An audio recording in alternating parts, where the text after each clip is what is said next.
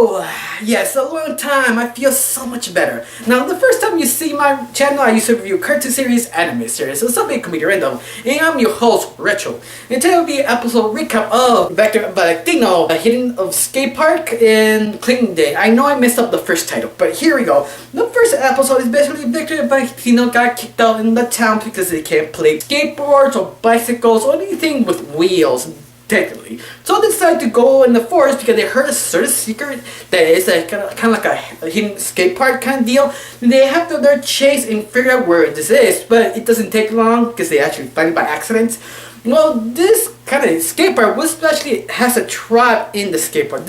Craig and Creek kind of deal, because it is kind of interesting. It is kind of worked that way. But the interesting part is the main kid character, the leader, who is Dante Bosco. If you heard that name or you didn't, well, he basically was the main character of Hook, who replaced Peter Pan. He is one of the best parts he ever played because he was so fun, so electric. He was so entertaining. So he kind of replaced the same character in this show. But I enjoy him so much playing this character. It feels he earned this character. He was born to play because he had played this character before.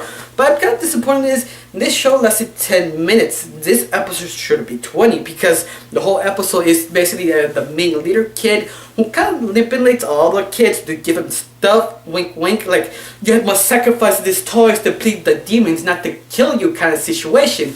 So they let you live, see tomorrow, but you realize, yeah, you sacrificing nothing. He basically stealing all your toys and basically messing with you so he can still be in charge. And basically that's the whole episode, that yeah, this is a big ass lie, and the kids, like the main kid character, Victor Valentino, they expose him and basically made all the kid crew kick him out of the whole group, and basically freedom, he got play around, BS. I mean, that's pretty much it of the episode. It's so simple, but at the end I feel they needed more time because a simple story or kind of like a cliche story, you can make it work if you stretch it out. You make it more like a mystery, but they didn't. They did a 10-minute episode, and that in itself, I feel the episode was sort of weak. Also, you couldn't have anything more lore to this episode. It just went off episode, but hopefully you bring back Javier because he is a good character, especially Dante Bosco, because Dante Bosco make this episode worth watching because he is electrified. He is that kind of enthusiastic leader you kind of want to see more. Hopefully he does come back to play a major role. In fact, I kind of disappointed he never got a non-main lead of a show, especially animation, because he deserves that. He's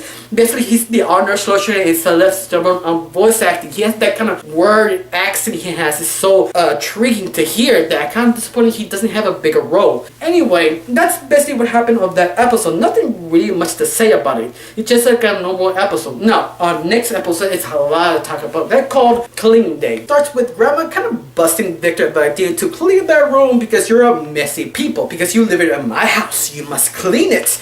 Of course, you kind of like how they kind of divide both room and half to see how Victor is so messy and Valentino is so clean, because actually define who the characters are just seeing their rooms. Now, Victor being an asshole, he's a 50 animal. I mean, quite literally, he's just so gouged with junk and clothes and that candy, that jobber he keeps forever, that filthy with hair. Like, dude, you have problems.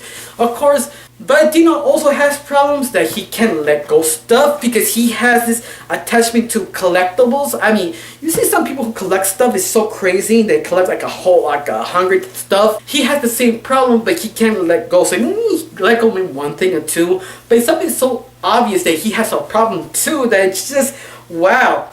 But this is the twist of the whole episode, is the house is alive. They don't explain why it's alive. The only thing you can kind of make your own answer is probably this is the interest of the underworld. This house is connected to death because when the house awakes and takes them in the underworld, they kind of have to reclean and fix everything. They basically kind of self-discipline words to make them understand you have a problem. But then after that, you don't know much about the house. It leaves a lot of questions. But I like to see how they kind of the house chants the boys to clean. It also kind of tells you, yeah, you have issues. Like how Victor had to deal with cleaning his clothes. That he won't clean clothes because he like stains on his stains.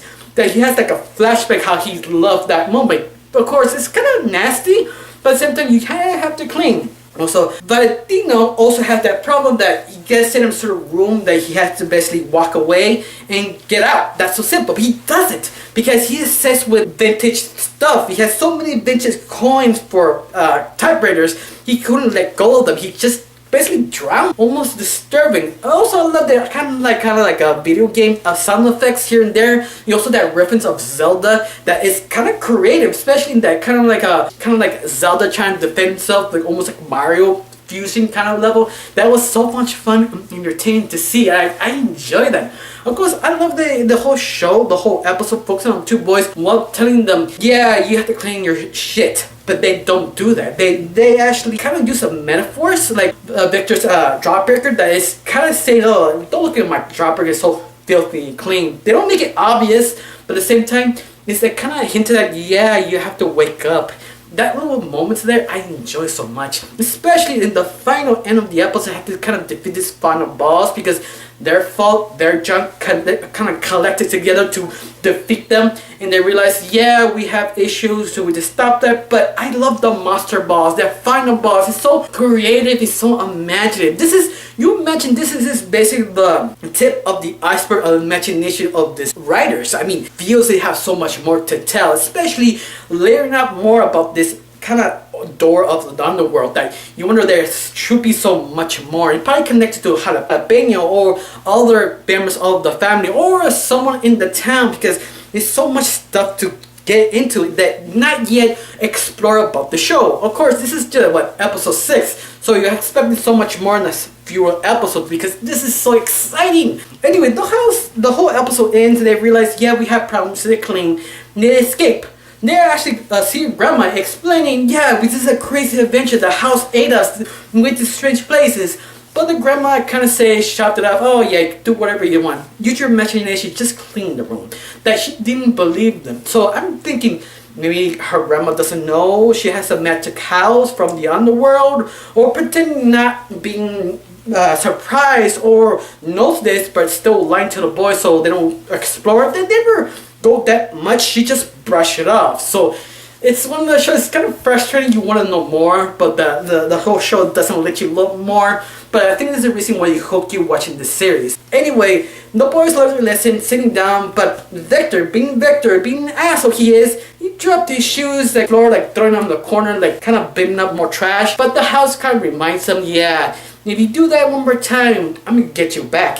Yeah, you see Victor got scared, get his shoes, put them back in the closet and make it clean, and the show ends there. To me, this episode was amazing. I mean, hitting the escape part kind of episode was okay, but Clean Day was amazing for me. This is the best episode they have ever done right now. 6 episodes, this is the best episode they ever did. Yeah, I'm hoping so much more later on, and maybe give us sort of an arc or origin story or something like that, including her grandma, why she could be the most powerful person of the whole show, or the weakest, or the former leader or something. Give her something with grandma and Jalapeno. I'd like to see them develop more. So I got nothing else to say. One thing, did you like this episode or episode before it? Tell me what your best part, or you think that Hidden Escape part is a better episode than Clean Day or vice versa. Tell me down below. Let me know. I got nothing else to say. Thanks for watching. Don't forget to subscribe and have a wonderful day. Bye.